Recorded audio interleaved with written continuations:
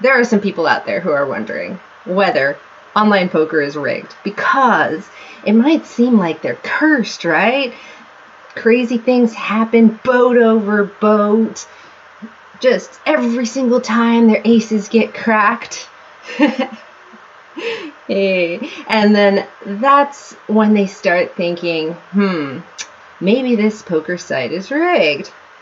So I want to talk a little bit today about natural things in poker called variance. And first I just want to talk about a couple of things about humans. One, apophinia, which is the thing that humans do. It's a way to notice patterns in everything. And I think this started in the caveman days when Og ate some berries and Og got sick. And then he made a pattern recognition in his brain where he said, well, every time Og eat these berries, Og get sick. Og no eat berries. Problem with poker is it's a terrible teacher. It can instantly reward a horrible play, and it can instantly punish a fabulous play. So that is one problem with humans. The second problem with humans is that we're really bad at understanding randomness. So you can read this amazing book called Rock, Breaks, Scissors to let you know how bad we are. It's so bad that people can easily be caught stealing money from a business, embezzling, just because they can't choose random numbers. They choose numbers that feel random, but randomness can actually look like a pattern, right? So people are bad at this. Just terrible. These are my objectives today. So know about variance, all that randomness, be able to calculate your odds on draws, and value those poker sites for actually trying to be varied. You can actually see a lot of them are certified by companies to show that they actually generate their stuff randomly. So here's some cool visual aids.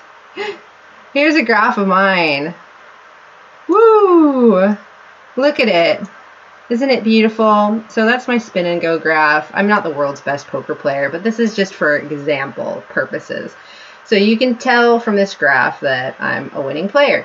Yay, that's good, right? And it looks really smooth. Looks like my journey has just had a few bumps along the way.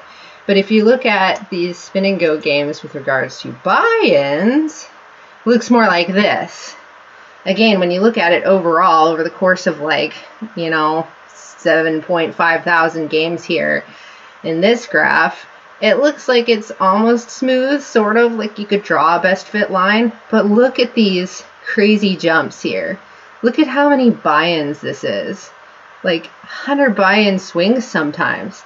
In spin and goes, 30 buy-ins up or down is totally normal. I was hearing a guy who was developing a poker app, and he comes from chess, and he was trying to develop a chess-like algorithm for poker.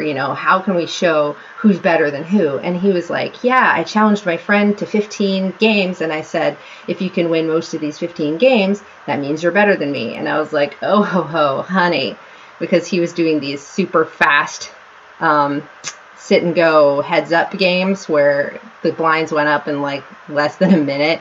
I'm like, man, it's going to be way more games than 15, upwards over 50, I'm sure. Anyway, what I want people to get from this image is that variance is real, okay? There's going to be times where you lose a whole bunch of games in a row, and it's going to feel like the world's out to get you. So here's Equilab, and this is aces versus 7 deuce offsuit. Boop, boop, boop, boop. For those who are new to poker, taking a look at it. Aces are an 88.2% favorite over 7 deuce offsuit, which is well known to be the worst hand in poker.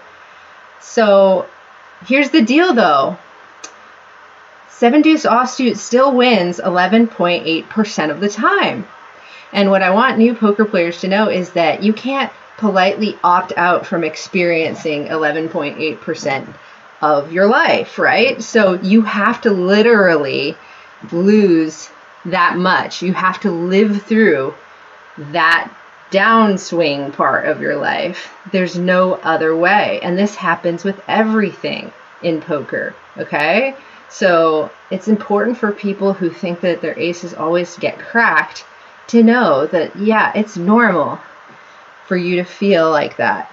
You're noticing patterns, you're bad at pattern recognition, and now you've seen some of that 11.8% and conflated it to be a lot more. If you measure your poker statistics, you'll find out that things that feel like they happen all the time really don't. Here's an example in my life. When I was new at poker, I hated two pair.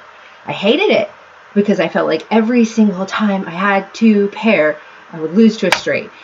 And here's the thing. Yeah, it happens, right? The kind of cards that we play for straights and two pair are the same, right? Suited connectors. So yeah, it's going to happen and it's going to feel like a lot. But when I actually looked at my statistics, I found out it's relatively rare and that I should be focusing my time and energy on more common spots. Hey, new poker player. You ever feel like you're just super card dead and like you're just never getting the good hands? Well, check it out. It's actually pretty improbable to get dealt some of these like really fantastic hands. So it's easy to go, especially like when you're playing spin and goes, there's 35 hands to a game. It's easy to have a game where you literally have no good hands. Here's the thing about poker though. Everybody gets the same amount of good hands and everybody gets the same amount of bad hands. That's where the skill lies, right? You gotta get good and start learning how to make people fold better hands. Next image. So here is a probability of facing a larger pair. And this is when you think, oh man, every time I go all in with kings, I'm up against aces. Well, it turns out it's actually really rare to face aces when you have the kings. But remember, on top of that, you have those situations where your ace is against kings and the kings actually win. So all this math splashes together in a big, beautiful math ocean and gets real confusing to our tiny monkey brains, is the moral of the story. And finally, it may feel like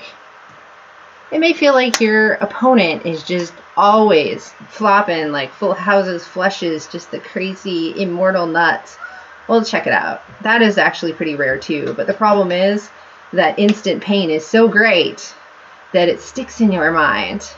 And that starts off your automatic pattern recognition software in that broken robot brain of yours. So here's this, yeah, a straight when holding two connecting cards, three of a kind when holding a pocket pair. This is why we need to rely so heavily on implied odds to go set mining. And a pair matching one of your whole cards.